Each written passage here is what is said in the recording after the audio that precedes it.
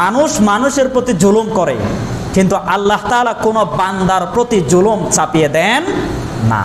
এজন্য আল্লাহ তাআলা রমজান মাসের রোজা ফরজ করেছেন ঠিক, আবার কিছু কিছু প্রেক্ষিতে 10 শ্রেণীর মানুষের প্রতি আল্লাহ তাআলা রহম করেছেন, তাদের জন্য সিয়াম আল্লাহ তাআলা মাফ করে দিয়েছেন, পরবর্তীতে রাখার অবকাশ তাদেরকে দিয়েছেন।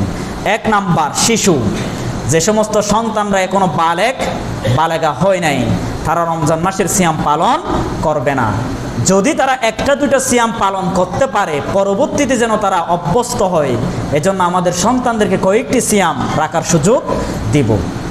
2 নাম্বার, মাজনুন তথা পাগল, যাদের মস্তিষ্ক বিগড়িয়ে গিয়েছে, যাদের মস্তিষ্ক ঠিক নেই, যারা পাগল, এই মাজনুন, তারা রমজানের সিয়াম পালন করবে না। 3 নাম্বার, মারিদ, যারা অসুস্থ, আল্লাহ তাআলা মিনকুম মারিদ, যারা অসুস্থ ব্যক্তি তোমাদের মধ্যে, তারা রমজান মাসের সিয়াম পালন করবে না, পরবর্তীতে তারা এগুলো আদায় করে দিবে।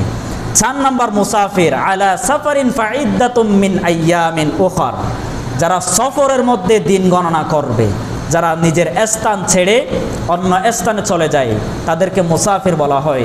তারা রমজান মাসের সিয়াম যে কয়টা সফরে থাকবে, তারা সিয়াম পালন করবে না, পরবর্তীতে এগুলো কাজা করে দিতে হবে। 5 নাম্বার, আল হারাম, বৃদ্ধ লোক, অর্থাৎ এমন বৃদ্ধ হয়ে গিয়েছে, বিছানা থেকে ওঠার মতো সক্ষমতা তার নাই, তার জ্ঞান পরিপূর্ণভাবে নেই, যাদের একেবারে শরীর অবশ হয়ে গিয়েছে, প্যারালাইজড যারা হয়ে গিয়েছে, তারা রমজানের সিয়াম পালন করবে না।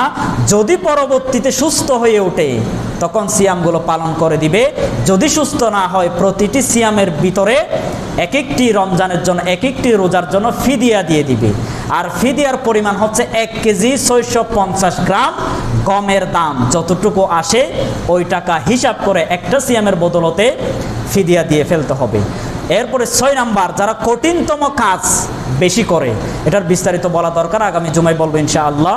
7 নাম্বার, গর্ভবতী নারী, যে সমস্ত মহিলারা প্রেগন্যান্ট অবস্থায় আছে, গর্ভবতী অবস্থায় আছে, তারা রমজান মাসের সিয়াম পালন করবে না। যখন সন্তান ডেলিভারি হয়ে যাবে, নেফাস শেষ হয়ে যাবে, তারপর রমজানের সিয়ামগুলো তারা আদায় করে দিবে। প্রতিটি হুকুমের জন্য আল্লাহ এবং রাসূল হাদিস স্পষ্টভাবে উল্লেখ করেছেন। এরপরে 8 নাম্বার, যারা দুধ মা, যারা সন্তানদেরকে দুগ্ধকারিণী মহিলা, সন্তান ডেলিভারি হওয়ার পরে পূর্ণ 2 বছর পর্যন্ত দুধ খাওয়া, এটা তার জন্য ফরজ। তার জন্য কি ফরজ? দুধ খাওয়ার ক্ষেত্রে যদি সিয়াম পালন করার জন্য তার কষ্ট হয়ে যায়, সিয়াম রাখার কারণে যদি তার স্তনে দুধ না আসে, তাহলে ওই মহিলা রোজা পালন করবে না, পরবর্তীতে সে রোজাগুলো আদায় করে দিবে।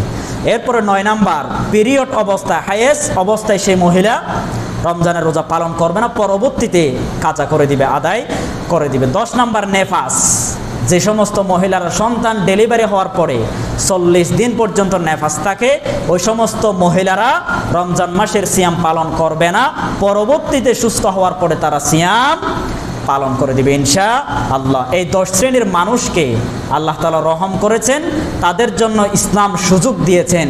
কোনো মানুষের প্রতি ইসলাম কাঠিন্যতম জুলুম করে চাপিয়ে কোনো বিধান আল্লাহ তাআলা দেন না। এখন যদি আপনারা বলেন যে আমার স্ত্রী প্রেগনেন্ট হলে রোজা রাখতেই হবে, এটা যদি বলেন, তাহলে এটা কি ইসলামের পরিভাষা নাকি জুলুমের পরিভাষা? এজন্য যারা স্বামীরা আছেন, বাপরা আছেন, ভাইয়েরা আছেন, কোনো মেয়েকে প্রেগনেন্ট অবস্থায়, দুধ খাওয়ানো অবস্থায় এর ভিতরে রোজা রাখার জন্য আপনি প্রেশার কোনো প্রকার চাপ দিতে পারবেন না। যদি সুযোগ হয় রাখতে পারবে, এটা সমস্যা নাই, তাদের জন্য এটা আল্লাহ তাআলা মাফ করে দিয়েছেন, কষ্ট যাতে তারা উপলব্ধি করতে না পারে। সুবহানাল্লাহ। আল্লাহ তাআলা